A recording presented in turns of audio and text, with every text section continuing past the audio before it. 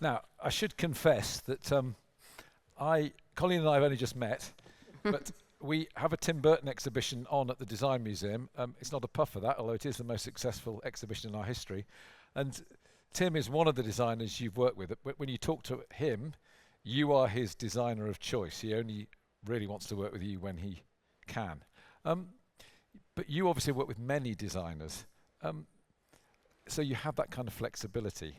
Let's start at the beginning and think about your career path into this. Did you know when you were very little that you wanted to be a costume designer?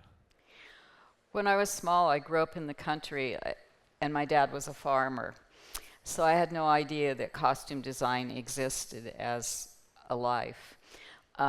So I had a different path, but I always knew I wanted to be an artist. I really loved painting and drawing and art, and I was in a very rural place, and I knew I wanted to leave there.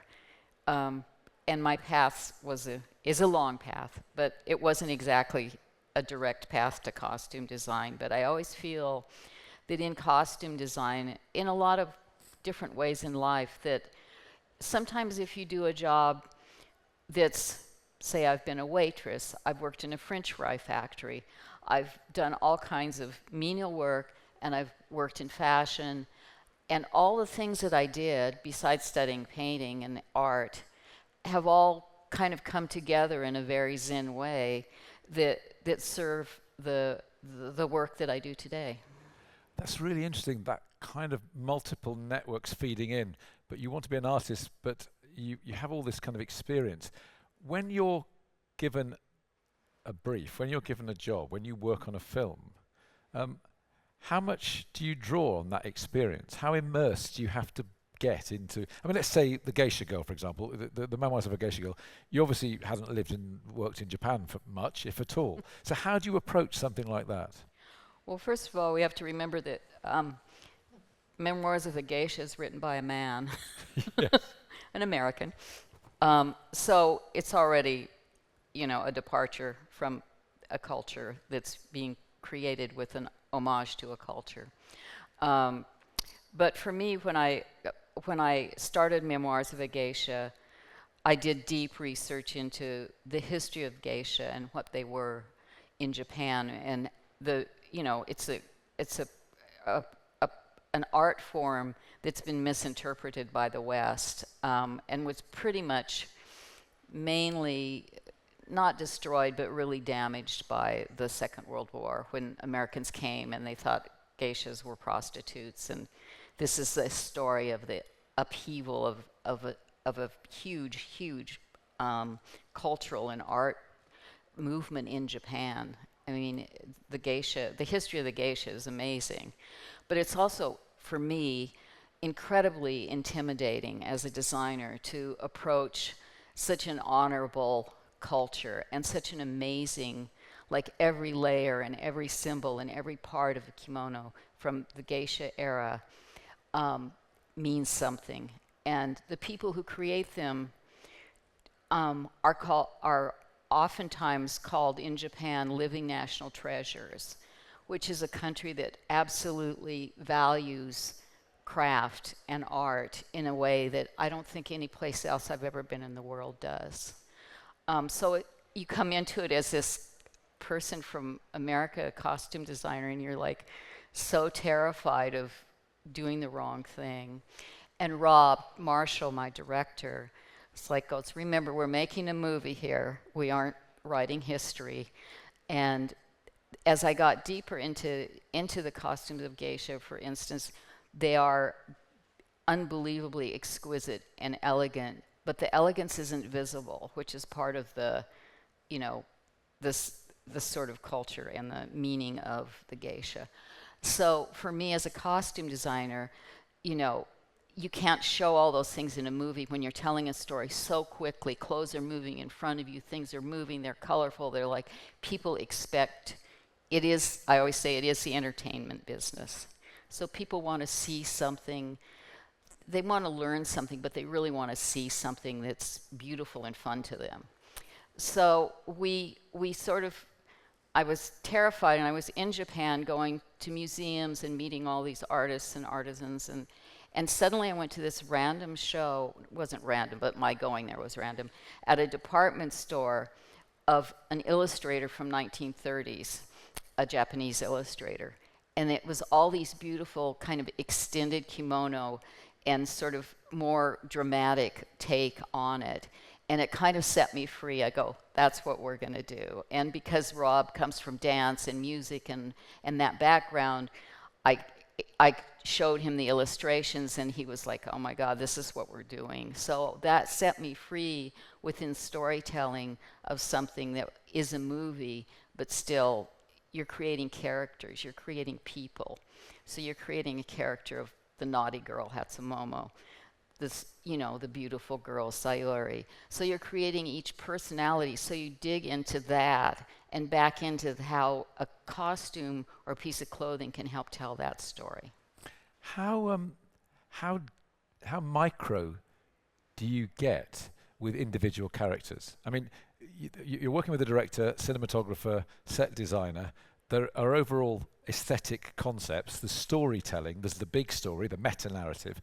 Do you have to stop yourself going deep with every character? Does the overarching framework that you create work, or is it always in the detail? For me, it's a lot in the detail. I think everybody designs and approaches it differently. But for me, the detail comes out, when you collaborate with a director, a production designer, and an actor. You get the person in the room that's going to inhabit the character, and you talk about how they want to inhabit and interpret the character, and then you see what you can do to help serve that purpose. Are there tensions? I mean, where are the greatest creative tensions? With the director, with the production designer, or with the actor? Or does it just depend on individual personalities? By tensions, you mean? Disruptive disagreements, which we know are also very creative too? Well, you know what? I like balance. So I really don't feed into drama. And I've really not had the experience with talent, which are what we call actors, but with directors my theory is to always have a second idea. Don't be afraid if your first idea doesn't work. You move to your second idea, you progress, and that's how you evolve as a designer in a collaborative place. That's wonderful. The South African artist William Kentridge has this institute he convenes every year. It's called the Centre for the Less Good Idea. But it's the idea that you learn from your mistakes. And sometimes what you think are not your best ideas turn out to be so. Absolutely, I agree with that. Thinking about, I don't want to go deep into Chicago necessarily. It's a wonderful film. But thinking, as you were talking about drama, you say you want balance, not drama, meaning drama on set unnecessarily, creative tension and so on. But that is a stage play convened as a film. There's wonderful transpositions, and it's very in motion. In fact, as I talk about it, my hands are going everywhere. When you design for something like that, how much do you have to just think about static costumes, and how much can you control or design for things to work in motion or choreography? Well, I think to me, designing costumes for dance is the same as designing an action film. So you realize that the most important thing about that costume is how it works. Because if it doesn't work, it's not serving the purpose of a costume. So you back into it. For me, I back into it that way. I make it work for the artist wearing it in dance, in action films. It's sort of the same approach. And it's a different way of approaching costume. Maybe it's a period film like Chicago or something, and you put panels and things to make them work. You realize when you work with a director that's does rehearsals and and a choreographer, then the movement the costume's going to have to do, what its job is. So if I watch that first, then I interpret it as I design. Do you stay on set as the movie's being filmed and do you adjust continually throughout? What I do is I open the company. I go in the morning, I make sure all the actors are happy, I make sure the director's happy. We start filming, but I have a whole crew of people that work under me that go in and fix the ties and that. Because also the thing that a lot of people don't understand about movie design is you're designing the whole time the movie's being shot. So I go back to the workroom where we're still making costumes for something that's going to be shot in the next month of the film. So you're not just standing on set watching that happen. For me, the movie takes place in the workroom where I'm making the clothes, where the people that work for me that are wonderful artists are making the costumes. So it's an evolving process even as film begins. Yes. Just going back to the interest that you had when you were younger about wanting to be an artist. Of course, artists, and it's been stated today actually, don't have to deal with problems per se. They deal with the problems of their own making, that they want to express their own imaginative vision where we are in the grand scheme of things, among other things. But there is a kind of freedom that comes with being an artist, and constraint is usually imposed by themselves or certain economic circumstances and so on. As a designer, as a costume designer, it's a commission. You have to work within a brief. How much of your own visual language, your own artistic language, do you see in the work you've produced over the last 4 decades? And how much do you feel it, by definition, changes, evolves, is molded differently almost every film that you do? Well, I think for me, I'm a person that's always embraced preparation. So before I start actually doing things, I show the director what I'm seeing, how I'm seeing the character. And I feel like that with the directors I've been lucky enough to work with, it's been a really copacetic experience. So I feel like my vision has been honored and sort of evolved along with theirs. So it's been I think I've been very lucky that way, actually, that it does feel like I've done it, and it can look different than the last thing I've done. And you know, the big challenge, say, for doing a sequel like the Fantastic Beasts series, which there were 3 of, you're going every time, okay, I have to do something different. I have to make it new. I have to change it. Even though it's a story that's evolving and the characters are evolving through it, you want to depict they've aged a little bit, things have happened to them. And it is a huge challenge to continually spin that around and keep making it in a series situation. I mean, once you've established the first film and won an Oscar for it, I take the point that you have to evolve it, but you can't radically transform it. You've set yourself the framework, haven't you? Well, you've set a franchise, yeah. you've set up what these people are. You've established them, and in Beasts, I was going to change Eddie, for instance, for the second one a little bit. Like, he's gotten a little bit older. He's learned how to dress a little bit better because he's a little more kind of functional. This is Eddie Redmayne, who's perennially young as far as I can see, but anyway. He still looks the same. But it was like, and then everybody missed the first coat, so I went back to that and changed the color a little bit and did things like that. But it didn't change actually as we went through the story that much. The time span in the story in that fantastic way was probably like 10 or 15 years, so it wasn't like a huge, people don't change that much in that period of time normally. It's interesting that you've won Oscars for costume drama is perhaps too broad a term. It doesn't suggest the subtlety, but there is spectacle, and you can see the radical challenge of designing for the fantasy world of Fantastic Beasts, or the Tim Burton-esque world of Alice in Wonderland, or the show that goes onto the stage in 1930 Chicago, or Japan and Geisha. Do you find you get less challenged, or it perhaps is more quotidian or mundane if you're asked to design something that's set in the contemporary world where people are wearing clothes a bit like we all are?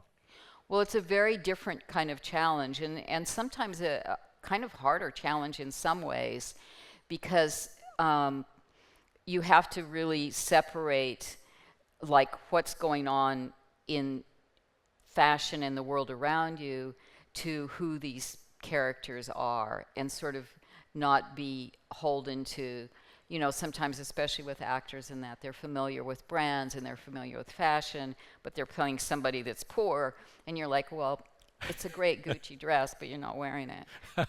I'll buy it for you. You can wear it later, but you're not wearing it in the store. The Gucci rag series, no, it doesn't really work. But it is a different challenge. And I just finished a film with Paul Thomas Anderson that's coming out in the fall, and it's timeless contemporary, which is my favorite way to do a film, because I love modern films where you really can't tell where it's from, because I feel like, in a sense, that's what the world's like. You see people that are dressed, very today, and you see people that are dressed from maybe 20, 25 years ago, and you put it all together, and it makes a really beautiful, interesting world to me, which is the same approach, actually, I use with period. I don't like, this is from 1935, so everything has to be from that year.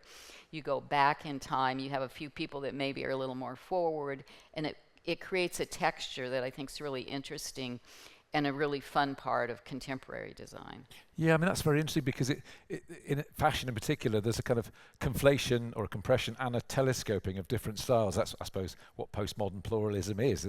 But you're right, there isn't one pervasive way of dressing now, even in individual countries. So you have that kind of pluralism. And then I suppose the thing is, well, where do you look to make something feel contemporary? And I love this idea of timeless contemporary. So there's something slightly future-facing about that. You're predicting as well as looking back into the past, I guess.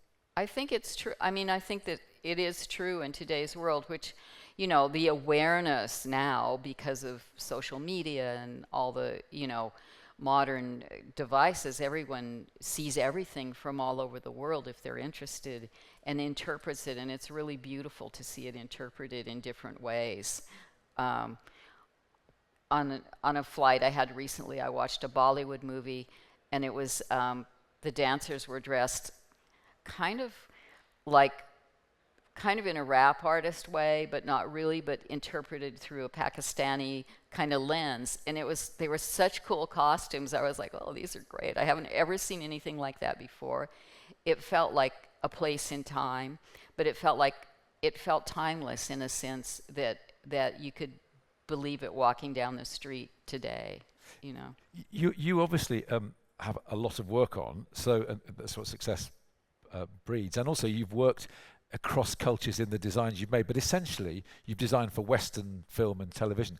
Are they closed worlds? Is Hollywood and Bollywood closed worlds? Could a Western fashion designer, a costume designer like you work in Bollywood, could a Bollywood costume designer work in Hollywood successfully? I think any of that could work. It's just, if you're used to working in a certain manner with a certain level of budget and a certain level of organization, the fluidity of different cultural approaches to filmmaking can be a really big challenge. I remember once a long time ago, I had a meeting with Wong Kar-wai, who's to me one of the great filmmakers in the world, and filmmaker, wonderful, beautiful man. But I had a meeting with him about a Western film he was going to make that normally his collaborator for costume is his editor. It's a very small group of people. And I had this meeting with him, and at the end of it, he said to me, "Are you flexible?" And I said, "Yes." I said, "I'm flexible, but I'm a design, I have a point of view." And actually what he meant was I'm flexible about how much time it would take to make the movie. So it was like he ended up not doing the movie, but it was really interesting that the idea of flexibility between schedule and art form were two different languages were already oh. But that's lovely. Herbie Hancock just told a story that when he was very young, he was working with Donald Byrd, and Donald Byrd wanted to help him in his career and said, "Miles Davis is going to call you, and the thing Miles Davis is going to say to you is, 'Are you working with anybody?' And you have to say no." He said, "Why?" He said, "Well, you just do." Anyway, the call came in and he said no, and Miles Davis took him on, and the rest is history. But I was thinking about that with Wong Kar-wai, where you're thinking, yeah, I can be flexible, I can do what you want. Do you have to, though, work on one project at a time in the main, or can you multi-project? Can you work on 3 or 4 commissions or films at once using your studio? I do. I don't have a studio that I own. That's my studio. In film business, every job you set up a studio. The studio owns the space and you set up your workroom there. So I have workrooms. I worked on movies where I've had 3 workrooms that I go to, but it wasn't in one place. But I often overlap or overlay films and projects depending on what the needs of the project are. So and in a sense, you can see that that's both practical, but how is it creatively to be working on numerous things? I mean, I know a lot of artists who love that. I know a lot of artists who have to be kind of serial. They can't do the next work till they've finished, with the one in hand. Well, I probably have attention deficit disorder, so I'm great at it. I love, because you have something that you're working on, but everything's in your head at the same time. And sometimes you see something that you wouldn't think of normally for one project that you're applying to a different project. And it can be really something that you would just not find normally. And I really love doing that. I love sort of thinking about more than one thing at a time. If you look at your portfolio, you've worked with a lot of directors, but obviously there are some that keep wanting to work there. I'd imagine most do. Look at Tim Burton's films. Virtually everything Tim does is with you, and that's what he wants. But everything you do isn't with him. How is it to have that kind of relationship, that kind of deep creative relationship with individual directors? Well, with Tim, I think one of the reasons Tim likes to work with me is because I don't just work with him, that I'm not like his person. I don't need him to need me. And I think artistically it's really important to have that freedom. That's not playing hard to get. It's just having a different way. It's just it's not that at all. It's just that I never asked him what he's doing next. I never ask him, that's not my relationship with him.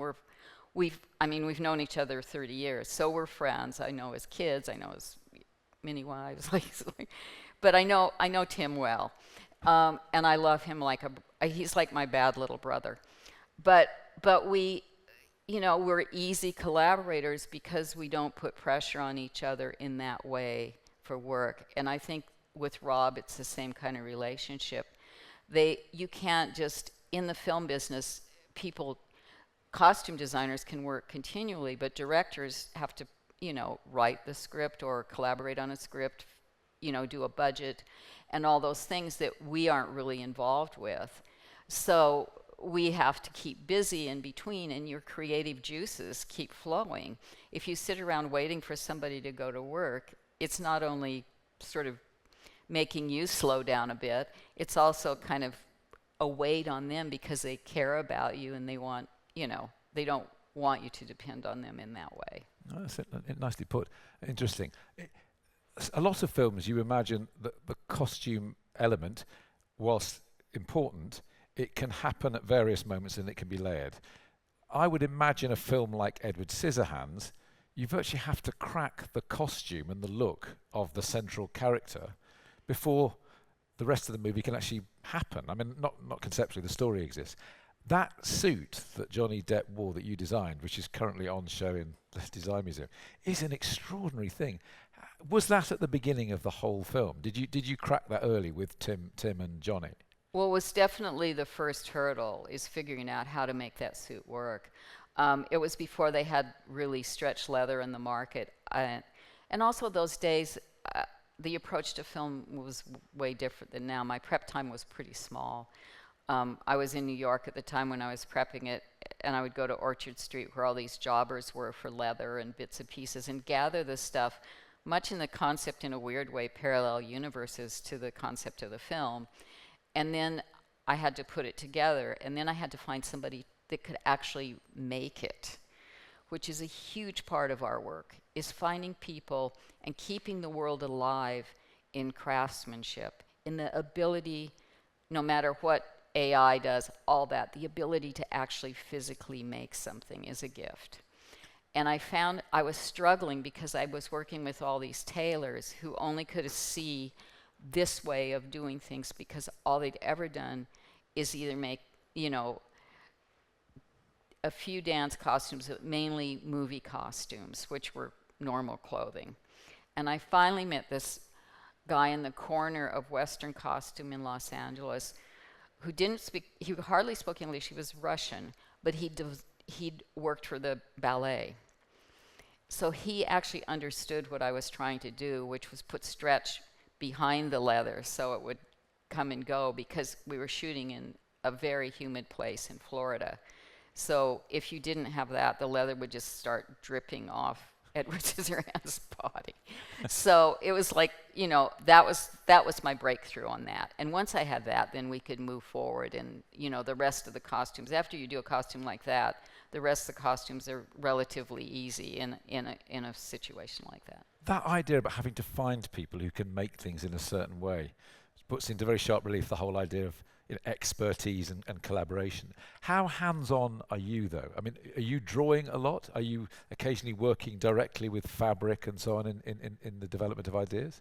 My ideas, actually, I can draw like this is how I want it. But to me, my ideas and the clothes, to me, come alive on the dress form when you're actually taking the fabric and draping it on the form, as opposed to a two-dimensional thing on paper. How the grain of the fabric is and all those kind of tedious costume things are really important to me and really determine how a costume looks on the human body, which is what, you know, it basically has to do. I think that the human body is the thing that, in a sense, I mean, we're looking at culture for humanity beyond here, and the scale of human beings and our physical, haptic experience of the world underpins everything, even when we're looking at digital transformation, digital revolution. And it strikes me as you're talking that the human body is central, isn't it? That's your reference point the whole time in what you're doing, how things will clothe or emanate or work from or work with the human body. It's absolutely a huge part of it. And, you know, sometimes when you're doing a period movie, our bodies now are very different than the human body was in the 1800s. Yeah. Yet you're putting costumes, you know, that are meant to look like that period on somebody with shoulders, probably the width of two people's shoulders in that century. So you have to really sometimes...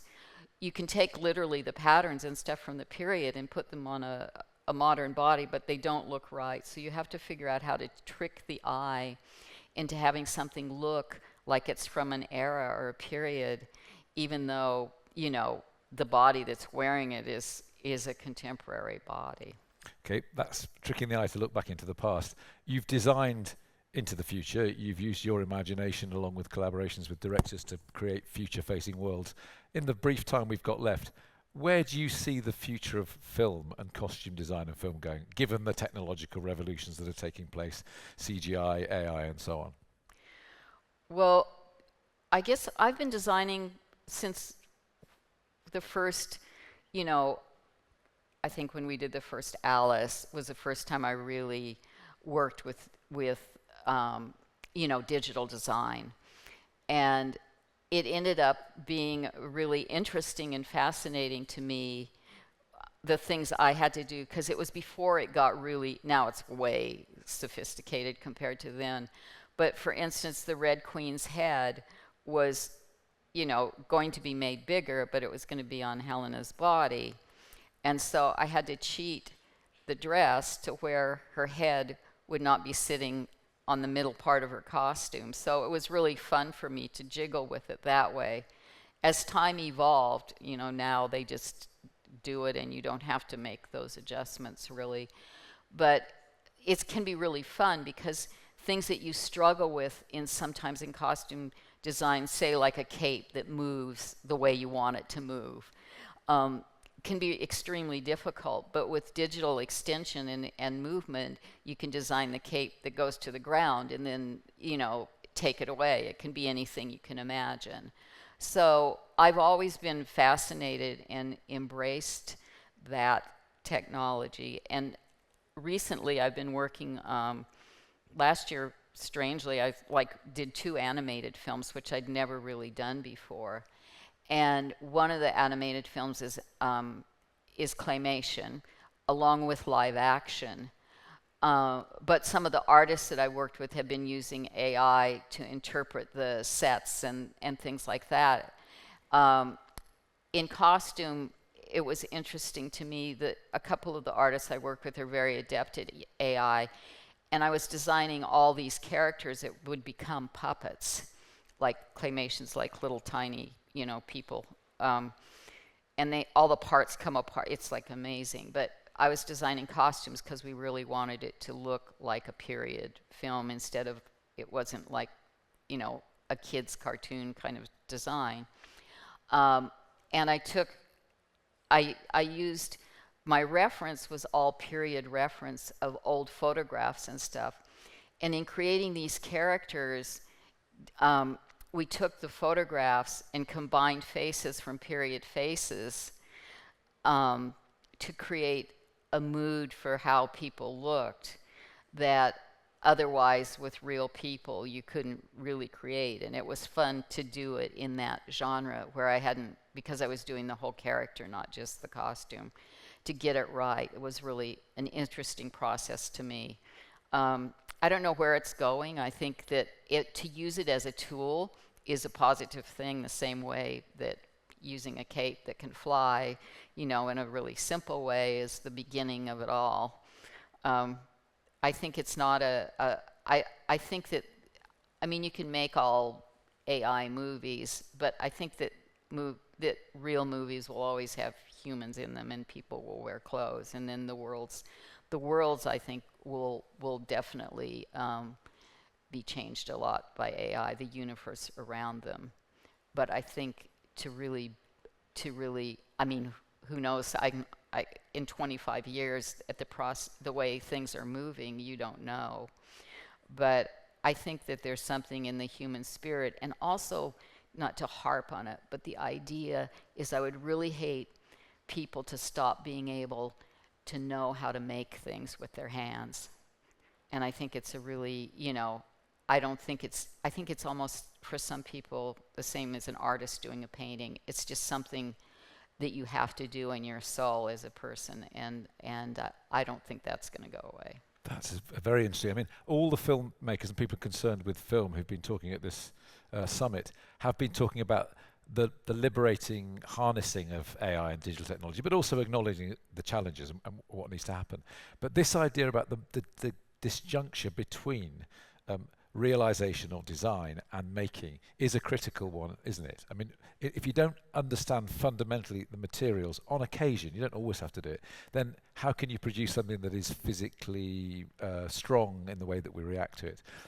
In the brief minute we've got left, I'm sorry to use you as career advisor, but there are young students here and who will be looking digitally onto the summit. What would your advice be to someone who is just starting out on their sort of university education, who thinks they want to be a costume designer? My advice I always give to anyone is, if you can get a job on a project, even though it's not what the job you think you want to do, you should do the job.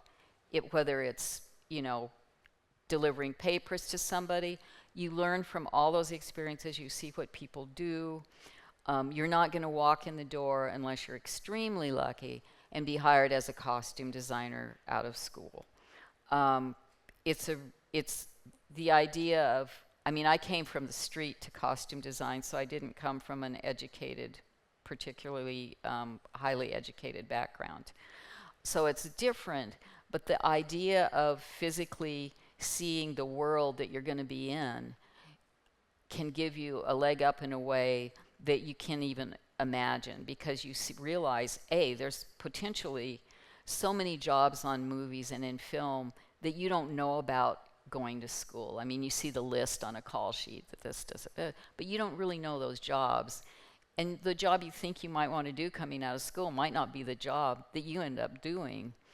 But that's not a bad thing. It's just, part of life. So get life experience. Yeah, just get in there and do the work. So a girl who grew up on a farm, this was your description, who then worked in a French fry factory, who's now got 4 Oscars and counting. That seems to me like the script for a film. Anyway, if anyone wants to make it, please do. Colleen Atwood, it was a pleasure. Thank you so much. Thank you. Thank you. Thank and you all. Just stay seated, everyone, if you wouldn't mind. We're going to strike the set and then the final wrap-up discussion where we try and wrestle with what we've all learned and experienced over the last 3 days. But just to reiterate, could we thank Colleen Atwood again? Thank you, Colleen, so much. Thank you.